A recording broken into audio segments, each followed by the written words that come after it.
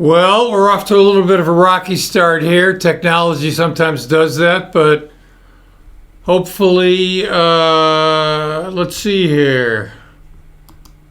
Hendrik Meurkens, hello. Guten Tag. How are you? I am well, my friend. You are on the Upper East Side of Manhattan today? That is correct. How is it there in this crazy COVID world?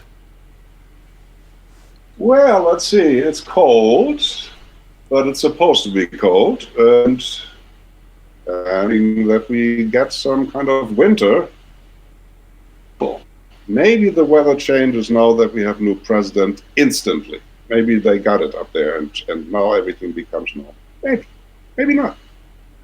Well, I feel a certain weight has been lifted from my shoulders with our new president on board. Yeah.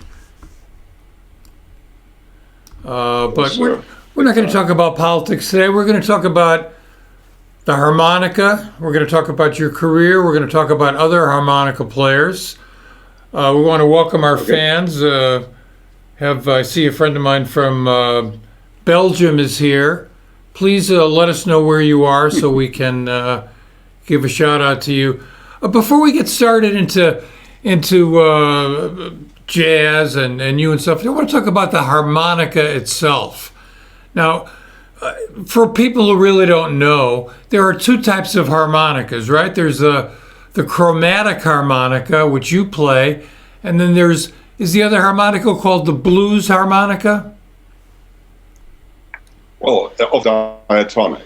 And the reason is because on the diatonic, you're basically in one key, and the notes that are not diatonic to the key, you have to get them by bending or overblowing, or you have to do something to an existing note that it becomes another note. And the chromatic has all the 12 chromatic notes that are in the scale. And for the chromatic, you just have that little slide there on the side, and then you get to the notes that are not in the C major scale. On the diatonic, you have to bend them or overblow them. And it's commonly called blues harp because it's really used in blues mostly.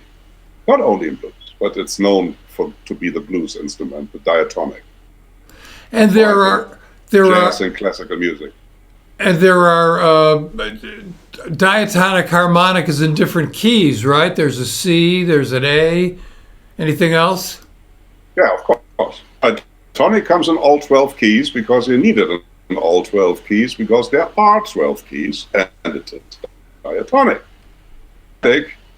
Basically, if you have a C chromatic, you can do everything. Even the chromatic comes in several keys. I never understood why. There's not a C sharp flute or a D flute or a D piano or an E piano. All the notes are chromatic, also comes in different keys, but you don't really need them. On the diatonic, you do need all these 12. You see those blues guys sometimes, ammunition belt, around the waist, and that's where they keep all those different harmonicas in different keys. Now, the chromatic harmonica, how many octaves can you get on that? Is it just one octave? No, the standard chromatic has 3 octaves, just like a regular C flute. You start on, I think it's middle C, and then you go 3 octaves up. There are also 4-octave harmonicas. People use that too. That adds another octave in the bottom. I use the 3-octave, that's all I need. I always feel that the lower octave on the 4-octave harmonica doesn't really move too well. It sounds a little bit like an accordion, and the 3-octave harmonica in C, I would say, is the standard instrument. Now, with instruments, you can buy an expensive, for example, if you buy a tenor saxophone, you could buy an inexpensive tenor saxophone, or you could buy a Selmer. Does that same difference exist with harmonicas? Yeah, there are different brands, and I'm not going to name the brands because I'm not here to promote anything. There is the traditional brand that has been around, and Toots plays that, and I play that, and that's kind of the standard or the oldest at least, or the most used for a long time. And then recently, in the last maybe 20 years, or I don't know how long, there are a couple of other brands popping up, and sometimes they have a better quality in, I would say, in technical and easiness to play or in longevity, but they sound different, to my opinion. You know, as I said, this is a personal opinion. I still think that the old classic harmonica has the best sound, but it might not to maintain.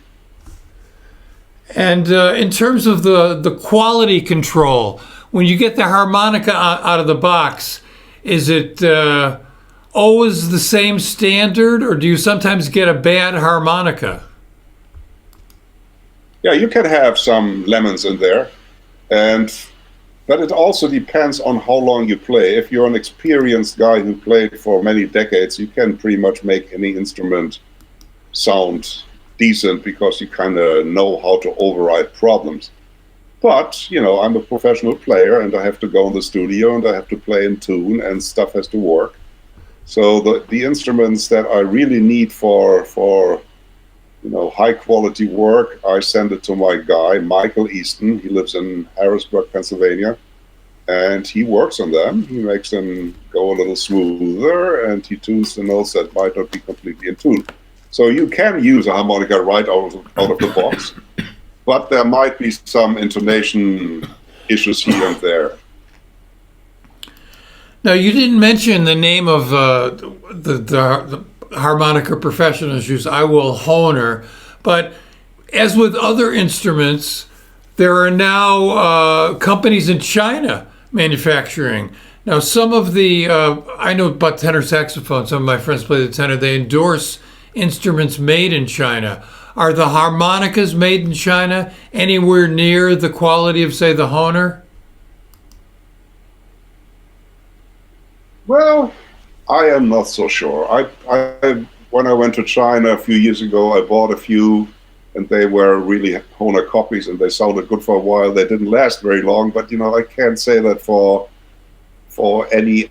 Don't really play other brands. I know the top models from the Japanese manufacturer for us quality, but you know, the quality for me is secondary. I need a sound, you know.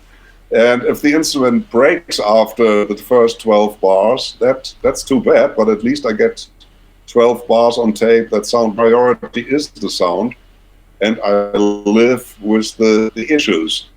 So as far as Chinese harmonica, I guess, I don't know, use them and live with the problems, but I get the sound that I need. And how long does a harmonica last? Oh, Hendrix, you look a little frozen here. Take two. How long does a harmonica last?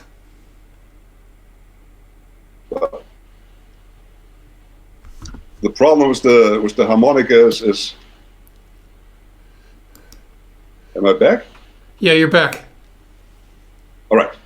What was the question again? Oh, yeah. Well, if the problem with the harmonica is if just one note goes bad, just one note, you can't use the whole harmonica, you know, because you can't just on the spot open it up and take out a file or whatever and fix it. So they last as long as the first note goes bad. That can be a long time or a short time, you never know. And when I go around and I play it in the studio or on the road, I have always a few harmonicas in my bag, although I always play the one I like until it's all over, until I have to go to the next one. It's not like any other instrument. You might buy a great summer saxophone or a great Steinway piano, and that becomes your instrument for the rest of your life. It's more like the reeds for the saxophone. They last as long as they last. Yeah. One final question here about harmonica. How do you amplify your harmonica? Do you play right into the microphone? Do you have a pickup? What do you use to amplify the sound when you got a gig? I use just a regular Shure SM58 that has the best sound, and it also is most comfortable in the palm of your hand because you put that, you know, this is my phone, but let's imagine this would be a microphone. You put it like like this, and then the harmonica goes on top of it, and the Shure SM58 has the right size for that. There might be microphones that might be bigger, but they might not be as comfortable in the hand. So yes, I just have a microphone, and actually I also like to bring my own little amp because I kind of knobs to turn to make it sound good. But if that's not possible, then I just directly into the microphone. In the studio, though, if I play a real recording, I don't hold the microphone in my hand. Then I hope for a great old condenser microphone, a Neumann or one of those things, and they put that on a stand, and then I play like that. I want to go to a track here by another harmonica player, perhaps the man who the first serious harmonica player back in the 30s and the 40s. We're going to look at the video, then we'll talk about him. His name is Larry Adler.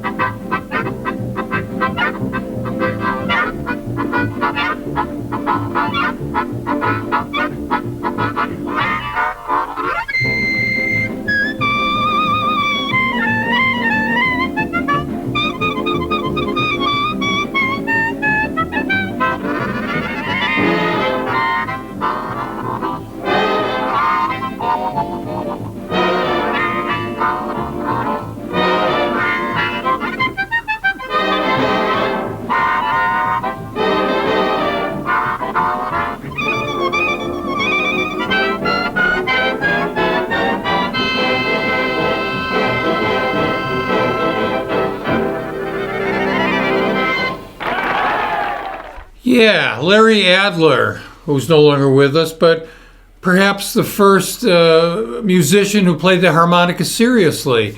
We knew about the harmonica from around the campfire, and then, of course, with blues musicians.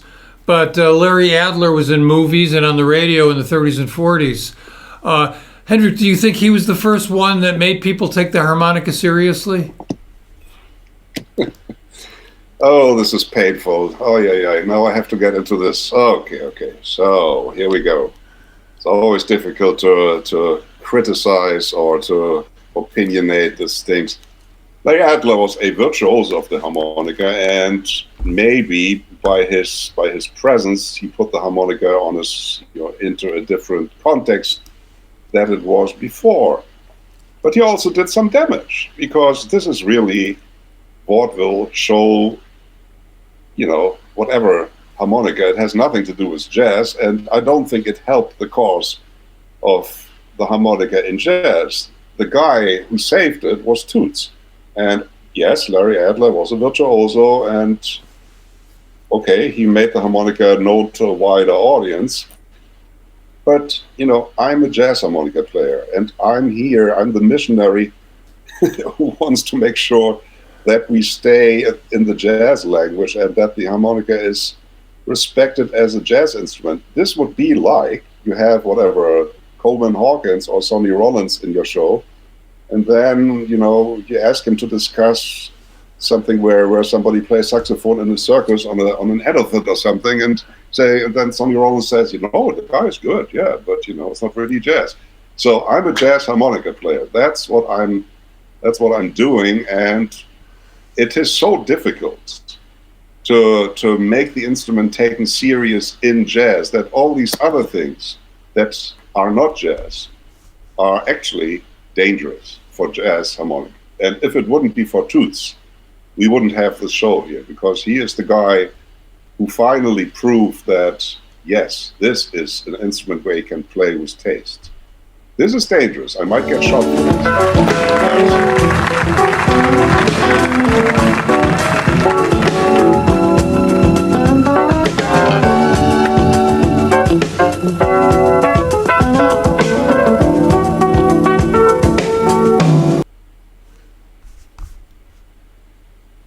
What happened here? Oh, today's the land of technical difficulties. My goodness. I was going to play some harmonica. It's the harmonica spell. We are breaking the internet. There's a harmonica filter in every network. Well, I had a really nice track here to play by Toots, but unfortunately, the internet demons are lined up against us today. Here's a question from Dave Hayden. He wants to know, would you ask Hendrix who his favorite harmonica players are, and if you've ever heard John Sebastian play? I heard a little bit of John Sebastian, some classical thing. That's nice. Well, there is one harmonica player that I enjoyed, and I never heard anything that I don't love, and that's Toots. Of course, there are other great players, but I'm very close to Toots' idea of how the instrument should sound in jazz. Because, as I said before, if there's something not 100% the way I like it, there is no leeway on it. It's not a saxophone or a vibraphone that always kind of sound nice. You got to really play bad on the tenor to draw attention to that. But on the harmonica, it's the opposite. If it's not completely 100% tasty, you have a problem. And that's the spell of the harmonica. And Toots is the one who just always played great, or always played jazzy. I'm really more a jazz player or jazz musician than a harmonica player. I don't listen to harmonica music, or I don't, browse harmonica websites or anything like that. I listen to Dexter Gordon and Wynton Kelly and that kind of stuff, and then I try to make it sound reasonable on my instrument. Thing is definitely first, and it has to pass that test. Well, to that end, let's hear you playing some jazz here.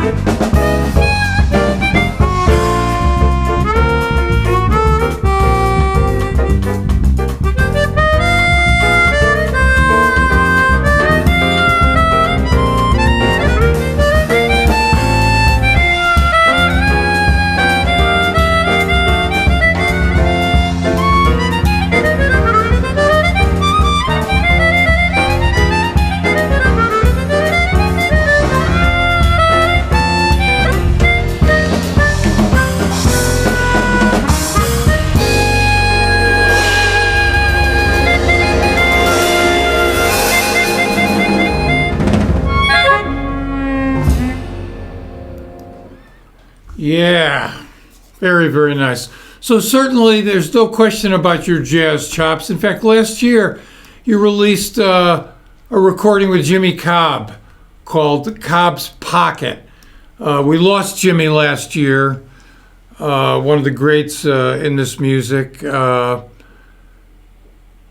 You also played with him at the subway in Germany, some videos that I also have on my channel many years ago. What was it like? What was it like playing with Jimmy Cobb, the man? He was the only survivor to Kind of Blue. He left us, but he certainly made his mark. For those of us who didn't know Jimmy, what kind of a guy was he, and what was it like to play with him? He was the sweetest guy, definitely. I mean, he was tough, he paid his dues, as everybody did who comes up in that era who's, black, African American, and knows how the realities that we will never really know. So he had that side to him, but he was the sweetest guy. Everything was love, and he was funny and a gentleman and made you feel good. So there was that. But, let's face it, he was one of the great musicians of the classic era of jazz. He wasn't only the last survivor of Kind of Blue, he was the last survivor of what is for me the best rhythm section of all times. Paul Chambers, Wynton Kelly, Jimmy Cobb, all my favorite recordings, that's that rhythm section.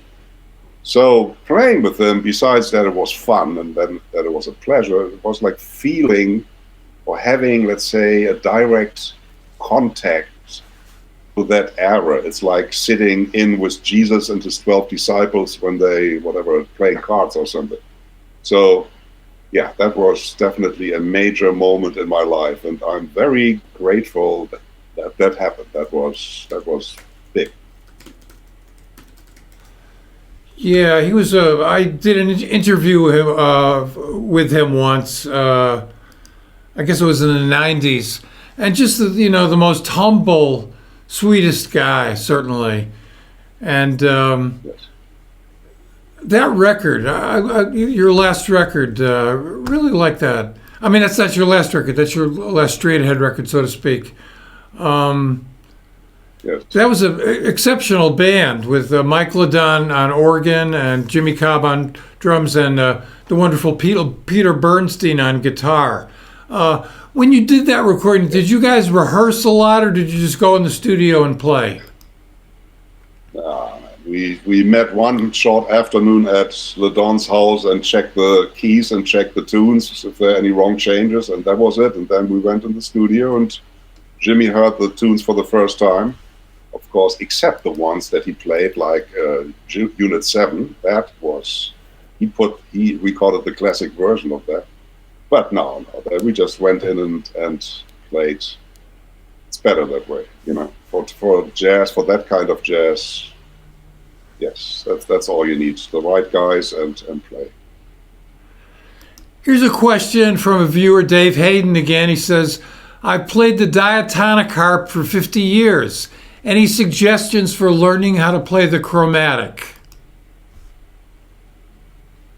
Well, the question is, what kind of music did you play on the diatonic, and how much do you know about music in general, because on the diatonic you can, I don't know, if you play by ear and you play blues, you're probably very comfortable doing what you do, and if you play chromatic, things are completely different. The notes are not where they are on the diatonic, so you would have to learn that.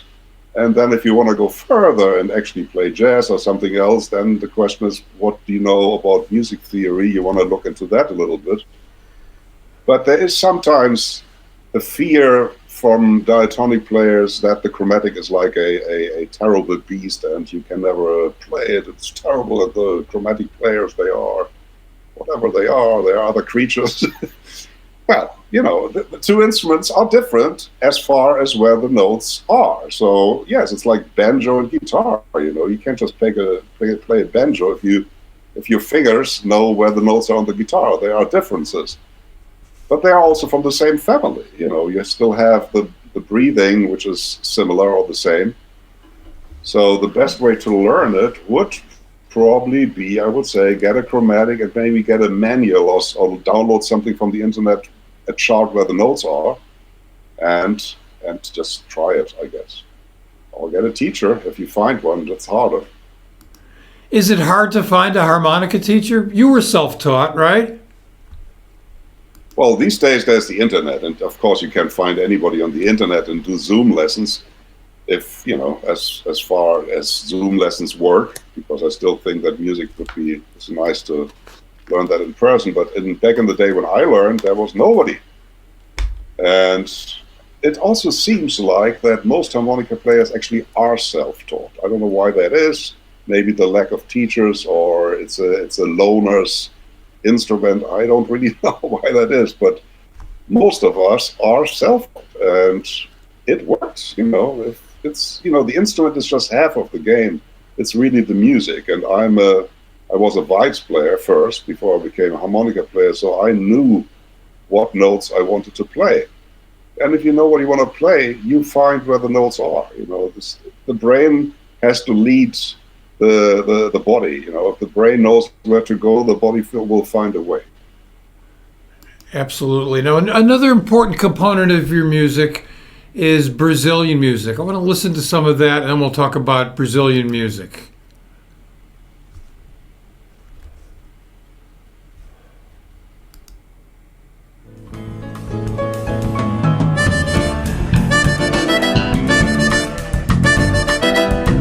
I am 100% self-taught on the harmonica. I found out where the notes are. I knew which notes I needed to play in order to get the music out of it, so I just practiced, I guess. Trial and error, nothing else.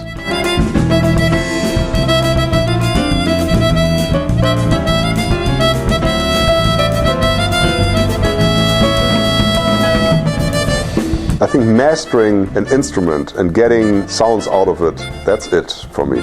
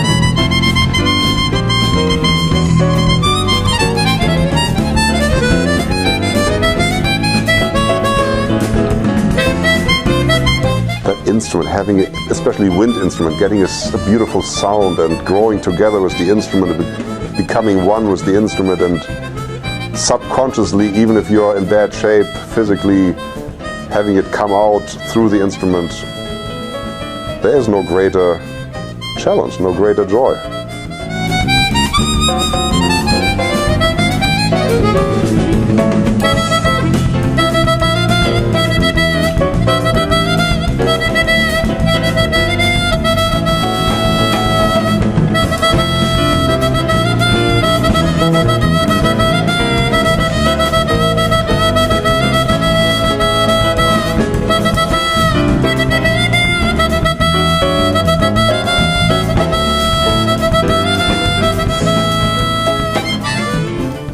Yeah, it's a video. We did that video, I guess, about 15 years ago, something like that. Yeah. That's a long time ago. 2005 or something like that. Yes, a long time ago. So here's the question. A woman identifies himself as answers questions. Please ask Hendrik about his connection with Brazil and its musicians, how they influence his playing. How did you get turned on to Brazilian music, and what is it about it that grabbed you so? It's the same thing as with jazz. I just heard something back in the day when I was growing up in Hamburg as a teenager, an album, and I was hooked. There's no other mysterious reason. I heard it, I liked it, and then you investigate, then you look for more albums and try, there's a name on the album, so you look for more albums with that name on it, and you figured out that was the 70s. There was no internet, there was no YouTube or Spotify or LPs, not even CDs. So that's it. You go, you look for more stuff, and if you're lucky, maybe somebody comes to your city and plays a concert, and then you have that information. But you went further than that. You actually went to Brazil. How much time did you spend there? And could you talk to us about that experience? Yeah, that was in the early 80s. I went to Brazil. I lived there for a year, and just in Rio, and just tried to meet people, musicians. I played with them and listened to them and tried to learn more about the music. I always believe that an art form is never isolated from its culture. It's samba, jazz, whatever. Brazilian music is from Brazil, and jazz is from America, and classical music is from Europe. And if you really want to understand it, you have to go there. You just have to. I make enemies saying that, but that is what I believe. There's only so much you can learn, by listening or on the internet, on YouTube. There's a lot you can learn, but it's also about the culture, the people, how they live, what they eat, how they talk to each other, how they treat each other, how they survive in the country. This is all part of it, and I tell you, you definitely understand the music better if you spend time in that country. So I went to Brazil because I wanted to learn more about it, and of course I came to America for the same reason. And who were some of the musicians? Did you study down there at all? Did you play with any Brazilians when you were there? Yeah, I didn't officially study. I just hung out with them and picked up things here and there. But I had a gig every Monday night at a place called 21 in Rio with a trio that was playing there. None of these are names that are famous or that would mean anything. They're just great musicians from there. Also, Mabelito was the piano player. And yeah, I just spend time there and try to, just soak up as much as I can. Now, when you play with different musicians from different places who play Brazilian music, do you find that a Brazilian drummer is different than, let's say, an American drummer playing Brazilian rhythms? This is, again, a difficult topic. I definitely feel that a rhythm section from Brazil plays that music different. But you can come very close, not being Brazilian, and there are great examples. There are American drummers or drummers from somewhere else that are just great, and maybe I wouldn't even hear it in a blindfold test. Who knows? But overall, that people from a certain country speak with and they also play music with a certain accent. Also, not only in Brazil, in jazz, a rhythm section from America is different than a straight ahead rhythm section from Japan or from somewhere else. It doesn't mean that one sounds better than the other, because this is not what we are talking about here. We're not rating people, but I can hear the difference in the accent of how you play music, and that is completely okay. You are who you are. You still can play music that's not your own music and try to come close to it, but a certain music needs a certain feel, and Brazilian music, if you have to find people who can play it as close as possible to the culture. If not, it's not Brazilian music. Now, I guess what some of our listeners and viewers don't know is you met and married a woman from Brazil. How long have you guys been married, and where did you actually meet? We are married 600 years now. No. I met her in Berlin. She came there and we lived there for a few years, and then we immigrated together to New York in '92 and have been here ever since. And you now have two beautiful daughters. Are your daughters interested in music as well? Yes, they are. They are. One plays violin and sings, and the other one sings and is actually an overall artist who is photographer, screenwriter, actor. They are very artistic, yes. It's also, New York has something to do with that too. They both went to LaGuardia, which is the famous art school that's from the movie Fame. And, if you go to that school, you come out very inspired. Absolutely. Your latest recording is Manhattan Samba. Tell us about Manhattan Samba, who's on it, what you play on it, and so forth. Yeah, that's an album that I recorded on the road. With that quartet, we were on tour in Germany a few years ago, and that's, of course, Elias, the famous Elias, Gustavo Amaranci, and the wonderful legend Portinho. Portinho, he's not a young man anymore. He's the oldest statesman of Brazilian drumming in the States. He came here a while ago, I think earlier than any of the other guys, and he influenced a lot of people with his approach to Brazilian drumming. So we did that album and we recorded that on the road, and I never really had much time to do anything with it because there was no COVID. I was busy working, playing gigs and other stuff, and during the pandemic where I had nothing to do, I finally finished it up and put it up. Well, we can highly recommend it. We're not going to be able to play it on the show today. If people want to purchase it and listen to it a little further, where should they go? Well, it's available anywhere, all the streaming sites, but there's the bad streaming, Spotify and all that. Don't go there. They don't pay musicians. I have a Bandcamp page, and that is where everybody should go and check out their artists, because you can listen to the music there, you can download it, and the money goes to the artist. So check out my Bandcamp page, Hendrik Meurkens Bandcamp, easy to find. Now, I know that during the past 10 months, 11 months during this crisis, not many gigs, not many opportunities, yet recently you went over to Germany to do a recording with the WDR Big Band. Could you tell us about that? Yeah, well, we hooked that up before the pandemic hit. I talked to them in February, which was actually my last trip before the pandemic, and I met the manager, the producer at the WDR, and we made the plan, let's do this and that. I said, oh, great. And then 3 weeks later, the world collapsed, and everything happened what we know happened.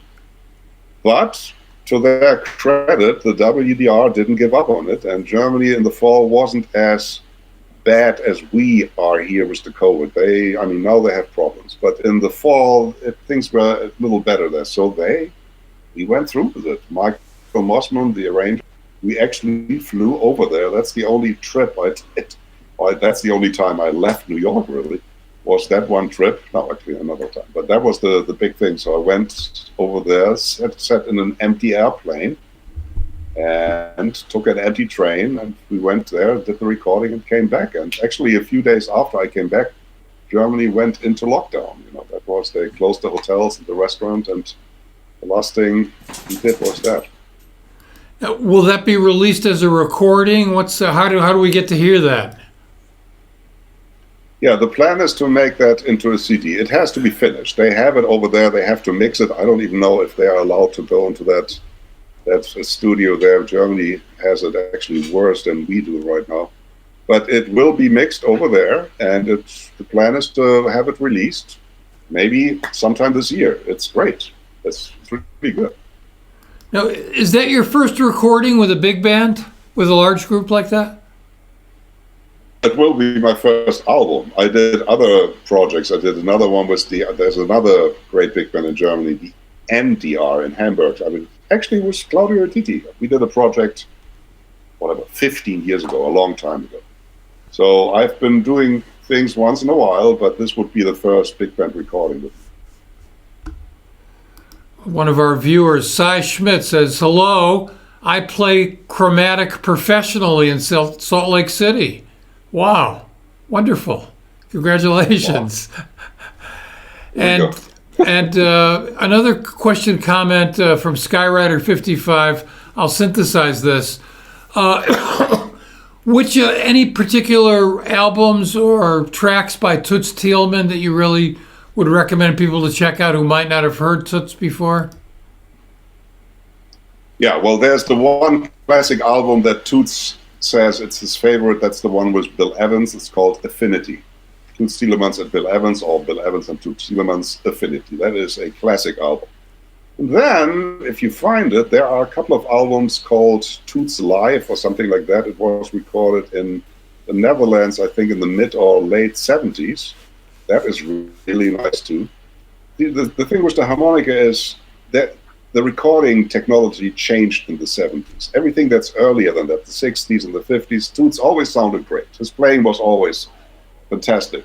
But the sound was kind of the harmonica still sounded a little squeaky and not so wonderful. But then in the 70s, they knew the reverb changed and the whole technology changed. And as of that time, that's when all the great Toots albums, so that's when he sounds great. That recording, the Quincy Jones stuff, and anything really that's past 70s. Then you get that beautiful harmonica sound.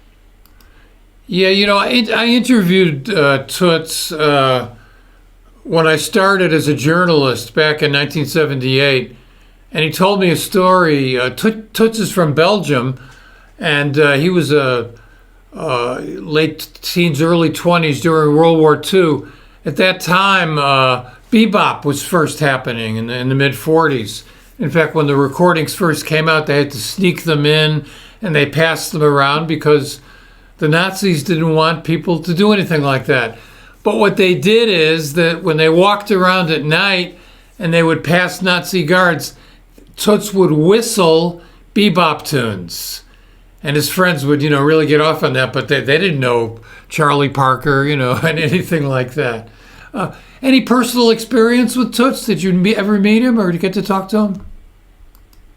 Yeah, we knew each other. I came to his shows whenever he was available, and we actually did a production in Germany for a German radio station in maybe '92. We both played harmonica with the big band, and I don't know where these tapes are. It would be great to hear that, but yes, we did. We played together, but we know each other, yes. Could you grace us with a little harmonica playing right now? Here we go.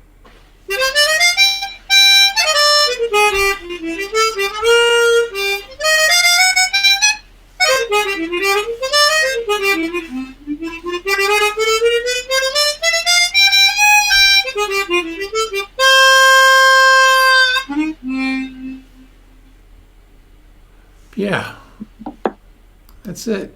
So you've had a fascinating life over several continents.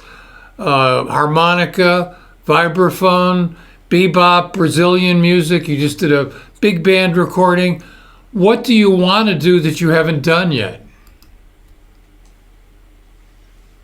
Well, I also write songs. I have a lot of tunes, and I have also lyrics for a lot of tunes. So maybe doing something where people, sing my songs and I play on it too. That's one project. But man, I just want to sound good. I mean, I never like what I do. Obviously, as a album, I finally get a little closer to how it should sound. So I don't really have any special, wonderful dream projects. Just trying to sound good and make that thing sound nice and getting closer to how it should be. Do you practice every day? Yeah, I do. But also this pandemic is a little weird. It's sometimes weird to have the next gig in May or something and then practice. I do, but it's not my most inspired time right now. There are things I can do that are more productive, like writing songs or, promoting that last album or working on my website. This is a special time, and although I do practice, it's not the same kind of practice that I would do if I know next week I have a recording. That's different. And in terms of writing, how do you write? Do you write when you're inspired? Do you write Do you try to write every day? Do you write on assignment? What's that process for you? Well, they're usually blocks when I'm into it. Like the start of the pandemic. That was, oh man, I'm going to write. And then I actually did. For reasons that nobody understands, I wrote a bunch of not so bad tunes. And I did them. They are all nicely in my computer, stored and ready to go when I need them. But, it comes in phases. I haven't done much of it lately because then the album came, and then now I'm promoting the album. And I usually go to the piano, or actually I don't have a piano, I have one of those electronic pianos, and I play around and mess around, and then there comes an idea, and that eventually becomes a tune. I'm not like Mozart, who sits at the desk and hears everything in his head and just writes it down. I'm actually at the piano and just trying to figure out where it should go. I want to ask you about several of the musicians that you played with, because I think they're really notable. Two pianists in particular. We saw both of them here a little bit on the show. When I first met you, you were playing with Elio Alves, who, to my mind, is one of the great Brazilian and jazz pianists in New York City. And the other one is Misha Tiganov.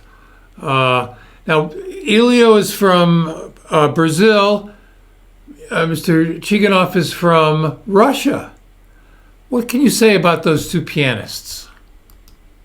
Well, first of all, this tells us something about New York, not so much about the pianist, which is that people who are serious about this music might just all show up in New York. It's like a big magnet that draws people from all over the world here.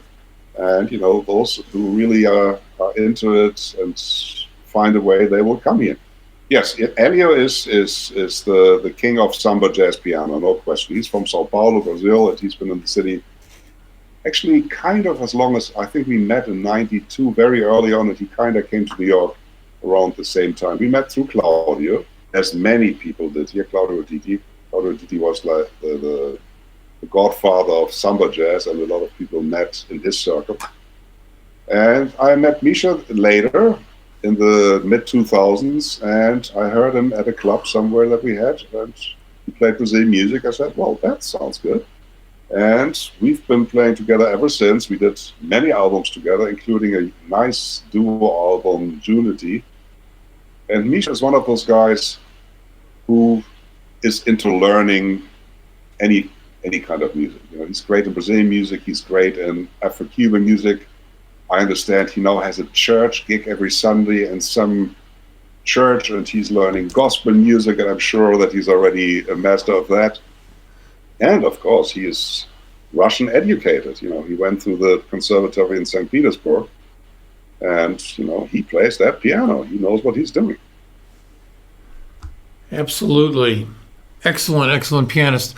Another gentleman that we opened the show with, the fantastic Paquito de Rivera. Did you hear Paquito before you met him, or talk to me about you and Paquito? Yeah, in the 80s, when I was living in Berlin, there was the great Dizzy Gillespie United Nations Orchestra. The band was Claudio, Paquito was in it, Arturo Sandoval, Ignacio Berroa, Danilo Perez, also all the superstars of Latin and Brazilian jazz were in that band. And I heard them a few times on the road. And then I had a recording, asked Claudio and Paquito to play on it. And I don't know if that's the first time I met them or if I met them before. But that's how that was. They were my idols back in the 80s. And when it was time for me to do my albums, I just approached them and asked them. Oh yeah, I met them in Paris or something. I think I drove to Paris to hear the bands. I was living in Germany at that time. Yeah. Okay, one more question here before we jump off from Cy, the harmonica player from Salt Lake City. He wants to know your favorite song and album you've made. And for people who don't know their music, what would you recommend they listen to in the Hendrik Meurkens discography? Yeah, that's a good question. Well, for the Brazilian thing, Amazon River is a really nice album because it's also, it's a nice production and everything sounds good. And there's Paquito on it and Naimi So that would be a good album. But then again, also that Unity album, the one with Misha Tsiganov, it's a very, very special album. Man, there are so many. Sometimes, you forget about an album. And I don't know. Those two would be something. Cobb's Pocket. Jimmy Cobb. That's a nice one. Yeah. I would say, for me, Amazon River, which I think I'm prejudiced because I wrote the liner notes, but I really think that's a masterpiece. You worked with Oscar Castaneves, and just, an incredible recording. And, the Jimmy Cobb's Pocket, that kind of took me by surprise when you told me you were doing that and putting that out. I said, okay, but just something about that session just really clicked, man. I mean, that's just, I love that recording and some of your compositions. Those are very different albums. Cobb's Pocket is a jazz album. I'm playing and everybody plays a lot, and I'm playing whatever 20 choruses here and there. Amazon River is a Brazilian production. The harmonica plays a little here, a little there. It's not always that the harmonica is leading the way. And for the harmonica, that's not a bad place. It's a very intense instrument. And yes, you can play jazz on it, and it sounds good if you have the right phrasing, but it sounds really good in dramatic, orchestrated settings. What Toots did with Quincy Jones, 2 bars here, 3 bars there. You get that. That's where the harmonica also sounds really good. So those 2 albums have those 2 sides of the spectrum. Now, you also did a movie score. What was that? No, I didn't do a movie score, but I played a song. I wrote a song for a movie and played it on screen. Dolores Claiborne, Taylor Hackford movie. That was done in 9. They asked me to write something for it, and I wrote 2 songs, and I traveled up to Nova Scotia where they were shooting the movie. And they had local musicians, and I rehearsed the songs, and then we played it for direct one, and then we played it on screen. There I was, young Hendrik Meurkens, playing that song. Yeah. Well, I want to thank you, Hendrik, for joining me today. I've been a fan of your music since I first heard it when you did some things on Concord Records, and we got to meet, and I got to do some videos with you, and your artistry is inspirational. I get a lot from your music, and I highly recommend, if you don't know Hendrik's music, please jump over to Amazon or Bandcamp and check it out. Amazon River is still available, although I think the record label Blue Toucan Music went out of business or has disappeared. And of course, the latest one on Cobb's Pocket. Next week, our guest will be Joe Lovano. I hope everyone stays safe, and I hope that you keep listening to jazz. Bye-bye for now.